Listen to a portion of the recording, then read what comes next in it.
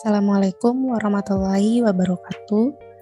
Kami dari kelompok 9D dengan anggota saya sendiri Kofifa dengan BP 1910931018 dan rekan saya Viola Oktarifa Sares dengan BP 1910931016 dan Fadil Razak Al-Hadi dengan BP 1910932033. Kami dari Praktikum Elektronika Otomasi Industri akan membahas mengenai modul 3 dengan judul Programmable Logic Control atau PLC. Pada modul kali ini akan membahas beberapa studi kasus dengan beberapa kondisi yang ada. Dengan kondisi pertama ini yaitu normally open kontak dengan simbol inputnya itu adalah saklar normally open dan alamat I0.0 dan outputnya itu adalah load alamat Q0.0. Pada gambar yang pertama ini dapat dilihat kondisi ketika normally open sebelum diaktifkan saklarnya. Pada gambar tersebut dapat kita lihat komponen penyusun rangkaiannya di mana input dalam kondisi normally open yaitu saklarnya dengan kode I0.0 dan terdapat output dengan load dengan alamat Q0.0. Ketika kondisi ini kita runkan, dijalankan, maka arus tidak mengalir ke output dikarenakan input ini bersifat normally open sehingga arus terputus dan tidak sampai ke output. Dan untuk kondisi yang kedua ini merupakan kondisi normally open setelah diaktifkan saklarnya. Pada kondisi ini input diubah menjadi normally closed, maka arus ini akan mengalir menjadi menuju output, sehingga kondisi load ini sebagai output akan dialiri arus dan menyalakan load. Kita lanjut kepada kondisi yang kedua, yaitu normally closed dengan kontak simbol inputnya itu adalah saklar dengan kondisi normally closed dan alamat I0.0 dan outputnya itu adalah load dengan alamat Q0.0. Maka pada rangkaian yang pertama ini, pada gambar yang pertama, kita buatkan kondisi normally closed sebelum diaktifkan saklar sesuai dengan kondisi yang telah ditentukan pada soal. Pada kondisi ini, ketika arus kita jalankan, maka arus itu akan mengalir ke output karena input atau tombolnya itu bersifat normally closed. Dapat dilihat dari gambar tersebut bahwa arus mengalir ke output yaitu loadnya itu sendiri. Lalu kita lanjut kepada kondisi yang kedua, di mana ketika kondisi normally closed ini kita aktifkan saklarnya, maka arus tidak mengalir ke output sehingga load itu tidak menyala. Kondisi ini input atau saklarnya ini kita ubah menjadi normally open. Selanjutnya itu adalah studi kasus yang ketiga dengan kondisi hole latching dengan kontak saklar simbol dengan inputnya itu saklar normally closed dengan alamat I0.0 dan output load alamat Q0.0. Dapat kita lihat pada gambar pertama yaitu kondisi hole latching sebelum diaktifkan saklarnya. Pada kondisi ini kita telah membuat rangkaian dari saklar input dan output berupa load. Ketika kondisi arusnya ini kita jalankan, maka arus itu tidak mengalir ke output dikarenakan inputnya itu bersifat normally open. Kita lihat pada kondisi saklar setelah diaktifkan. Pada kondisi hole latching setelah diaktifkan saklarnya ini, maka saklar itu diubah menjadi normally closed dan arus itu akan mengalir dan menyalakan output yaitu berupa load. Kita lihat pada kondisi yang ketiga, kondisi di mana ketika di-off-kan kembali saklar ini. Di sini dapat kita lihat bahwa kondisi ketiga ini ketika kita matikan kembali, bahwa outputnya itu tetap menyala. Hal ini karena kondisi arus di hole latching saklar ini merubah kondisi load pada bagian bawah rangkaian menjadi normally closed dan arus mengalir ke output. Hal ini dikarenakan load itu menyimpan arus yang telah dialirkan sebelumnya pada kondisi saklar itu diaktifkan. Dengan demikian, ketika saklar ini kita matikan, arus itu tetap mengalir dari saklar lot. Begitu kondisi Hall itu menyimpan arus. Baiklah, selanjutnya itu akan disampaikan oleh rekan saya. Dan rekan saya dipersilakan. Baik, selanjutnya itu studi kasus nomor 4 dengan kondisi Hall atau latching dengan memori simbol inputnya itu saklar normally open dengan alamat I0.0, outputnya itu memori M0.0, outputnya itu load dengan alamat Q0.0. Jadi pada studi kasus ini dapat dua kondisi, yaitu kondisi saat saklar belum diaktifkan dan saat diaktifkan. Berikut untuk tampilannya saat belum diaktifkan, yaitu arus belum mengalir ke memori, dan begitu juga memori belum dilanjutkan arus menuju load, yaitu output. Untuk kondisi saklar diaktifkan, yaitu arus mengalir dari saklar 1 menuju memori lalu disimpan dan selanjutnya dialiri ke load atau output. Selanjutnya itu yang nomor 5 itu timer simbol dengan input saklar 1 normally open dan alamat I0.0, terus saklar 2 dengan normally open dengan alamat I0.1. SODT T5. Untuk outputnya itu load dengan alamat Q0.0 dengan simbolnya itu S5T pagar 4S.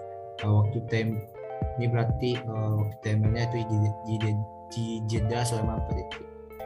Berikut bukan kondisinya, yaitu pertama itu kondisi ketika kedua saklar belum diaktifkan, arus tidak mengalir ke saklar 2 dan timer. Itu kondisi saat satu saklar diaktifkan, yaitu saklar 1, arus juga tidak mengalir ke timer dan ke output. Berikutnya itu saat kedua saklar diaktifkan. Jadi pada saat ini timer akan dialiri arus, sehingga apabila setelah 4 detik maka dilanjutkan ke output itu load.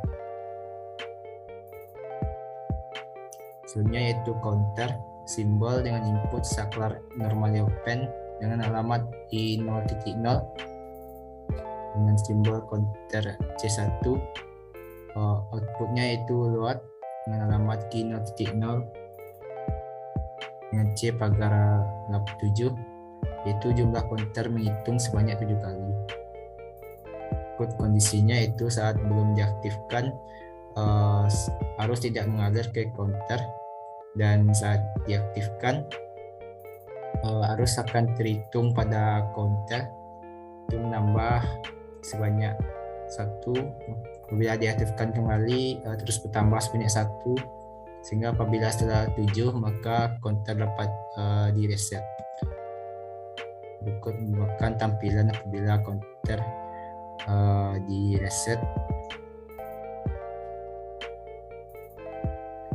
Baik, mungkin sekian penjelasan dari saya, dilanjutkan oleh rekan saya.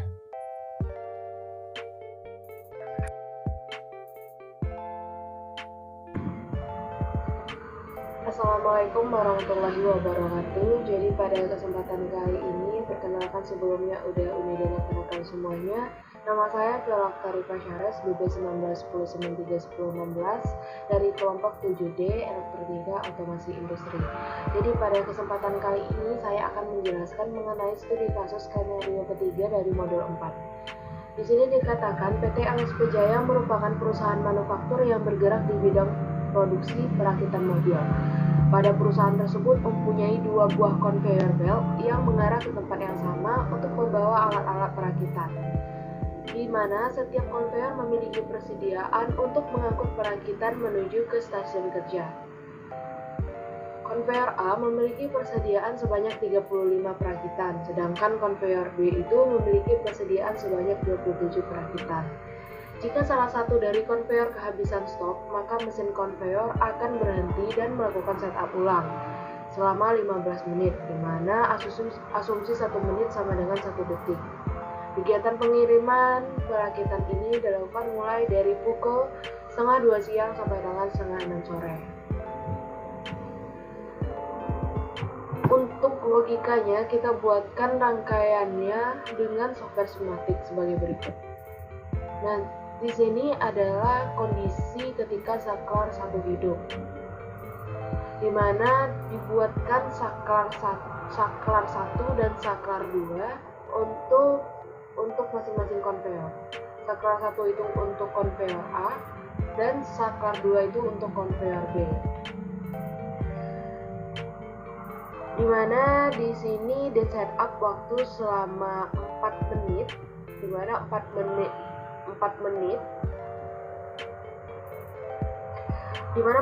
itu diasumsikan sebagai 4 jam. Nah, selanjutnya itu untuk 4 menit ini, berdasarkan pada gambar ini dilihat saklar 1 itu dihidupkan, maka arus akan mengalir melewati timer tadi, dimana timer itu sudah di setup selama 4 menit dan diteruskan ke dalam memori, dimana memori ini dikodekan dengan M0.7. Maka ketika saklar dihidupkan, arus akan mengalir hingga waktu yang sudah di setup dan kemudian dihitung mundur di sini. Selanjutnya, ini kondisi ketika arus mengalir ke konveyor A. Jadi setelah saklar 1 tadi dihidupkan, maka arus akan mengalir melewati timer, dimana pada timer tadi kan sudah di setup selama 4 menit. Diteruskan ke dalam memori, ketika saklar dihidupkan, arus akan mengalir hingga waktu yang sudah di setup dan kemudian dihitung mundur lagi. Arus yang mengalir tadi diteruskan ke konveyor A. Di mana konveyor A memiliki persediaan sebanyak 35 perakitan, sehingga nanti pada counter A, perakitan pertama akan masuk setiap 1 detik,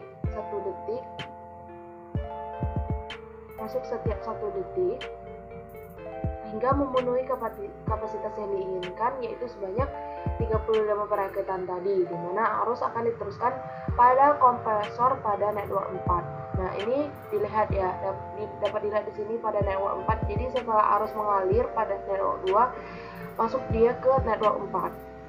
Dan berdasarkan gambar di atas, dihitung mundur pada network 4 berhubungan dengan network 2. Dijelaskan pada network 2 ini waktu operasionalnya, di mana waktu operasional tadi jika kondisi dari kompletornya sudah full, maka kontak stop A itu pada network 2 kan berhubungan dengan network 4. Sehingga pada saat perakitan sudah diinputkan sebanyak kapasitas yang sudah di setup, nanti di setup sebanyak 35, nanti dihitung di sini. Maka nanti otomatis arus akan terhenti dan tidak mengalir pada konveyor, dan arus akan diteruskan dan mengalir pada reset konveyor. Di reset dia, dan saat konveyor A kembali lagi ke network 2.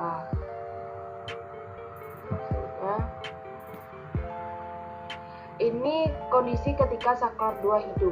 Saklar 2 ini tadi untuk konveyor B, dimana logikanya itu sama dengan konveyor A, di setup selama 4 menit dan arus diteruskan arus mengalir ke dalam memori, dan setelah mengalir nanti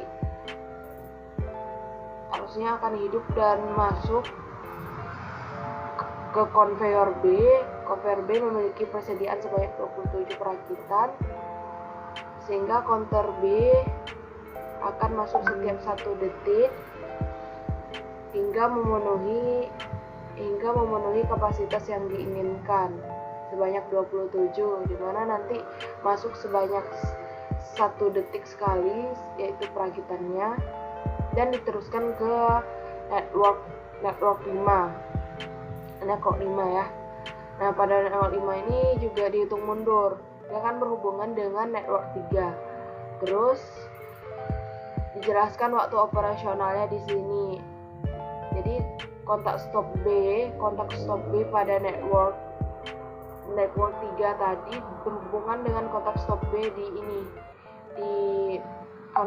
di network 5, sehingga pada saat perakitan sudah diinput sebanyak kapasitas yang 27 tadi, maka nanti di setup ulang di network 5, maka nanti arus akan terhenti, tidak akan mengalir lagi pada konveyor, dan arus selama waktu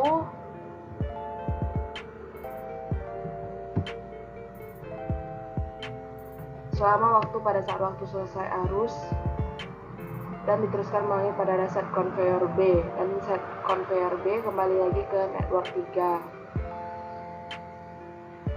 Oke, ini salah satu kondisi ketika conveyor A sudah mencapai batas maksimum dan mesin conveyor B juga ikut berhenti berdasarkan studi kasus tadi. Jadi dapat dilihatlah di sini ketika pada saat conveyor A kehabisan stok sudah mencapai persediaan maksimum, yaitu sebanyak 35,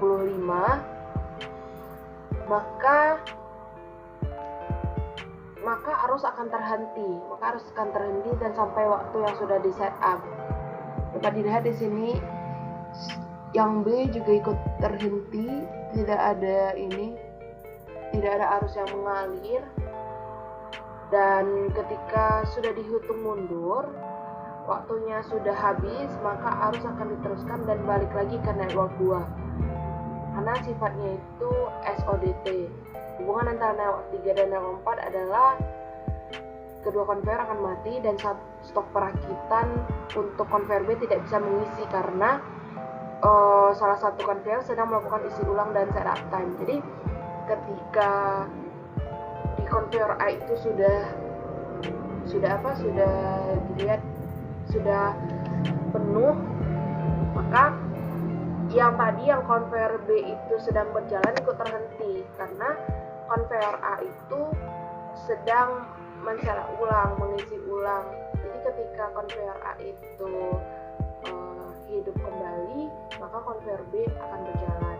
Dan begitu juga dengan konveyor B. Jika konveyor B sudah memenuhi kapasitas mengirimkan perakitan, konveyor A ikut berhenti sampai dengan waktu yang ditentukan. Ketika setelah konveyor B selesai men-setup ulang, konveyor A juga akan ikut berjalan.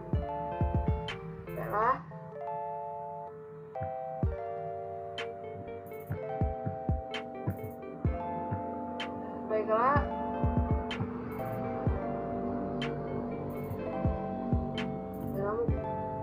mungkin penjelasan dari saya merupakan penutup dari presentasi pada kali ini. Maaf jika ada kurang dan salahnya. Kami dari kelompok 7D mohon maaf jika ada kesalahan. Kami akhiri. Assalamualaikum warahmatullahi wabarakatuh.